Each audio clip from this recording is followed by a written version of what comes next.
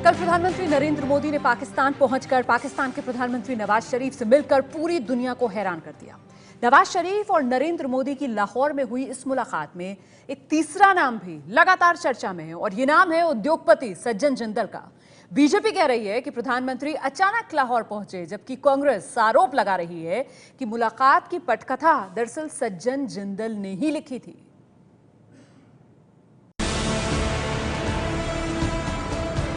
कल जब प्रधानमंत्री मोदी अफगानिस्तान की संसद में अपना भाषण दे रहे थे तो कोई नहीं जानता था कि काबुल से पीएम का विमान लाहौर की तरफ कूच करने वाला है। लेकिन भाषण खत्म हुआ, पीएम का ट्वीट आया और भारत से लेकर पाकिस्तान तक हलचल मच गई। इधर मोदी पाकिस्तान पहुंचे, उधर कांग्रेस ने पाकिस्तान दौरे पर हमला करते हुए कहा कि मोदी अचानक लाहौर नहीं पहुंचे, बल्कि उनके लाहौर दौरे की योजना एक उद्योगपति ने बनाई थी। जो पहले एक गुप्त बैठक एक होटल में हुई थी काठमांडू में, जिस व्यावसायिक घराने ने वो कराई थी भारत के, जिनके संबंध सीधे हैं पाकिस्तान के प्रधानमंत्री और उनके वहां के प्रशासन के साथ, व्यावसायिक संबंध। तो काठमांडू की बैठक के बारे में देश को अंधकार में रखा गया, वही वहां पर बैठे लाहौर में 2 दिन से हैं।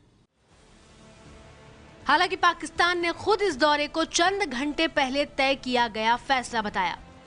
11:30-12 बजे टेलीफोन करने के बाद तो ये मामलात आगे बढ़े। मेरी खुशकिस्मती इस तरीके से थी कि मैं यहीं मौजूद था, तो मैं इसमें फौरन शरीक हो गया, वरना इस्लामाबाद से सफर जो है मुमकिन ना होता।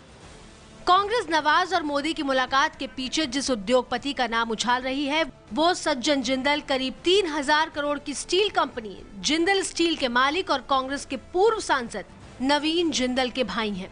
दरअसल मुलाकात के पीछे सज्जन जिंदल के नाम की चर्चा इसलिए भी हो रही है क्योंकि सज्जन जिंदल और पाकिस्तान के प्रधानमंत्री नवाज शरीफ के बीच एक चीज जो समान है वो है स्टील। ये नवीन और सज्जन जो है, ये हिल मेटल्स नवाज शरीफ साहब की इंडस्ट्री है जिद्दा में जो है।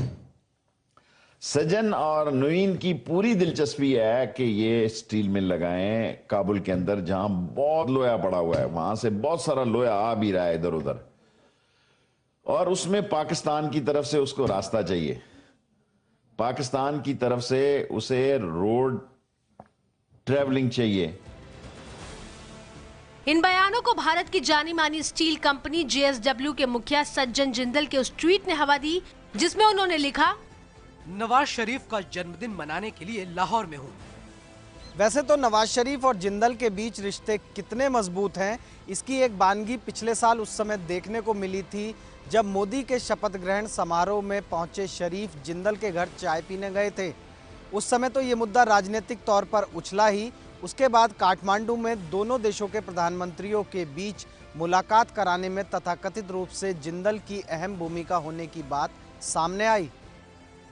हालांकि इसे दोनों ही देशों के अधिकारी नकार चुके हैं। फिर भी लाहौर की बैठक को लेकर एक बार फिर जिंदल का नाम इशारों इशारों में कांग्रेस ने उछाला। वही कांग्रेस जिसके सांसद सज्जन के भाई नवीन रह चुके हैं। क्या ये बात सही है कि कोई धन पशु, कोई पूंजीपति उन दोनों के बीच वार्ता करा रहा है? क्या ये बात सही है कि उस धन पशु को कोई इससे निजी फायदा भी हो रहा है? सज्जन जिंदल 11 अरब डॉलर वाले JSW स्टील के चेयरमैन और मैनेजिंग डायरेक्टर हैं। वर्ल्ड स्टील एसोसिएशन की 2015 की रैंकिंग में JSW स्टील दुनिया भर की शीर्ष कंपनियों में 31वें स्थान पर और भारतीय कंपनियों में 3रे स्थान पर है। वहीं शरीफ परिवार के पास इत्तेफाक समूह है, जिसके पास पाकिस्तान की सबसे बड़ी स्टील कंपनी है। JSW Afghan iron and steel consortium यानी FESCO का हिस्सा है। ये कंजोर्जियम पाकिस्तान के रास्ते अफगानिस्तान से आयरन ओर भारत लाना चाहता है, जिसके लिए पाकिस्तान सरकार की रजामंदी का इंतजार है। इससे पाकिस्तानी कंपनियों को काफी फायदा होगा। इन्हीं कारोबारी मुद्दों ने कांग्रेस को जुबानी हमला करने का मौका दे दिया। वहीं बीजेपी कांग्रेस की दलीलों को एक सिरे से खारिज कर रही है। आज फिर वो एक उद्योगपति की तरफ प्रश्न करते हैं। यदि प्रश्न का जवाब चाहिए होता तो उद्योगपति के भाई से ही पूछ लेते, वो तो कांग्रेस के वरिष्ठ नेता हैं। JSW के अधिकारियों ने ताजा बयानबाजी पर कुछ भी टिप्पणी करने से इनकार कर दिया।